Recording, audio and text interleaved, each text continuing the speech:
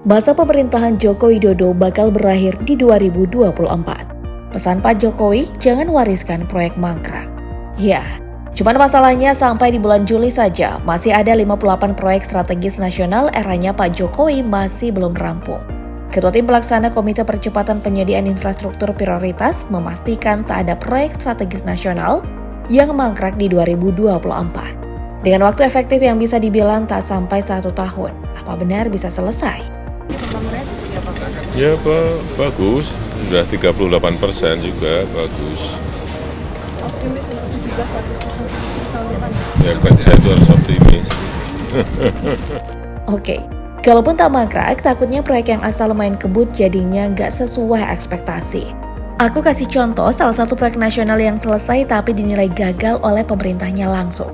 Proyek tersebut adalah Bandara Internasional Kertajati yang ada di Majalengka, Jawa Barat, yang diresmikan Presiden Jokowi tanggal 24 Mei 2018. Kenapa disebut proyek gagal? Karena sudah menelan anggaran besar sebanyak 2,6 triliun rupiah, tapi impact-nya minim. Padahal, Bandara Kertajati adalah bandara terbesar kedua di Indonesia dengan kapasitas penumpang sampai 29 juta setiap tahunnya. Target lainnya, Bandara Kertajati akan mengoperasikan terminal kargo dengan perkiraan resmi 1,5 juta ton kargo di tahun 2020. Hanya saja itu tak sesuai dengan ekspektasi. Kondisi bandara sepi penumpang, bahkan sempat mati suri karena tak melayani penumpang. Tahun 2019 contohnya, Garuda Indonesia dan Citylink menghentikan penerbangannya di bandara ini karena sepi penumpang. Artinya kalau begitu, baru dibuka setahun layanan angkut penumpangnya langsung dihentikan. Tahun 2021 bahkan ada wacana mengubah Bandara Kertajati jadi bengkel pesawat. Menurut Ketua Tim KPPIP Wahyu Utomo, alasan bandara sepi karena kurang strategis. Itu juga dibenarkan oleh pengamat kebijakan publik Agus Pambagio yang menyebut kalau pemerintah Kertajati bandara saja sudah keliru. Bandara Kertajati disebut contoh infrastruktur yang dibangun dengan unsur politis. Kalau sudah tahu kurang strategis, kenapa tetap dilanjut ya? Oke, memasuki tahun 2023, Kertajati sedang berusaha untuk hidup kembali. Langkah strategis pemerintah untuk menghidupkan kembali Bandara Kertajati dengan cara mengalihkan penerbangan dari Bandara Hussein Sastranegara ke Bandara Kertajati. Ditambah Damri siap dukung layanan transportasi ke Bandara Kertajati untuk aksesnya. Kondisinya sekarang memang betul Bandara Kertajati sudah mulai beroperasi dan mengalami peningkatan. Ada tapinya, itu karena adanya penerbangan haji. Kalau melihat pergerakan penumpang Bandara Kertajati dari sejak Mei 2020, sampai Mei 2023 baru ada 258 penumpang pesawat domestik di Bandara Kertajati.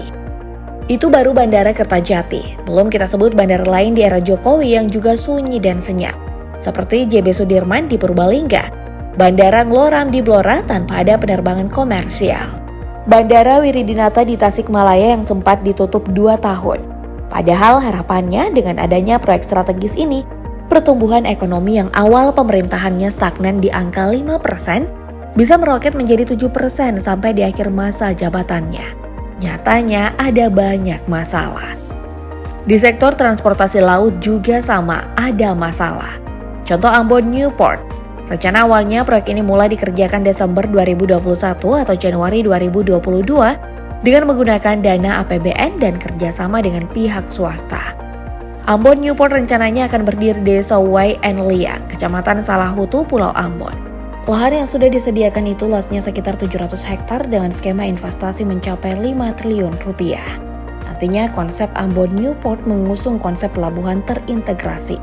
Ada terminal peti kemas internasional dan domestik, terminal Roro, pelabuhan ikan, kawasan industri logistik dengan panjang total dermaga 1 km. Proyek ini sangat dinanti dan diperlukan mengingat lokasi pelabuhan Ambon yang ada sekarang itu ada di daerah pusat perdagangan, pemukiman, dan fasilitas umum. Jadinya sulit untuk dikembangkan karena masalah area yang terbatas dan kapasitasnya sudah maksimum. Cuma dari awal tahun 2022 tak ada kejelasan. Awalnya proyek ini sempat diisukan berlanjut dengan anggaran pembebasan lahan yang akan ditangani Kementerian Keuangan. Namun sayang, Presiden Joko Widodo justru menyebut bakal mencoret proyek Ambon Newport dari proyek strategis nasional dan sudah pasti di-drop. Alasan pertama, karena waktu yang tak mungkin selesai di tahun 2024. Kedua, karena biaya yang harus dikeluarkan sangat besar dan investasi swasta belum ada yang masuk.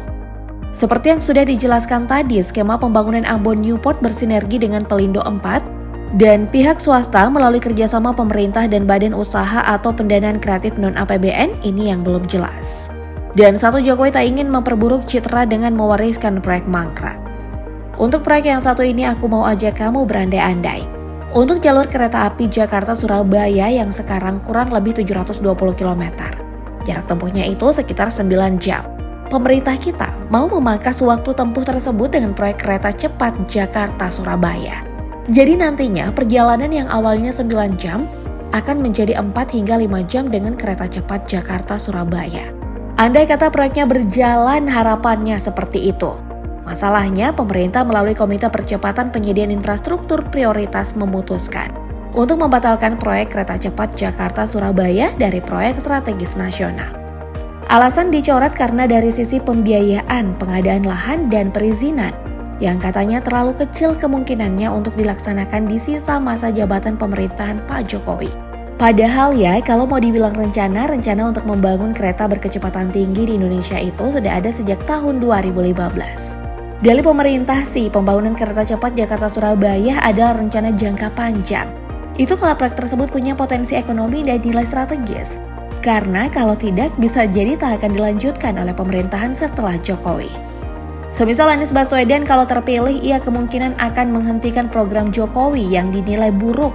Apalagi proyek ini sebenarnya belum jelas apakah akan jadi kereta semi cepat, kereta cepat atau dengan konsep lain. Kenapa disebut belum jelas? Karena ada klaim lain lagi dari jubir Kementerian Perhubungan, Adhita Irawati, kalau proyek yang didepak dari PSN adalah kereta semi cepat.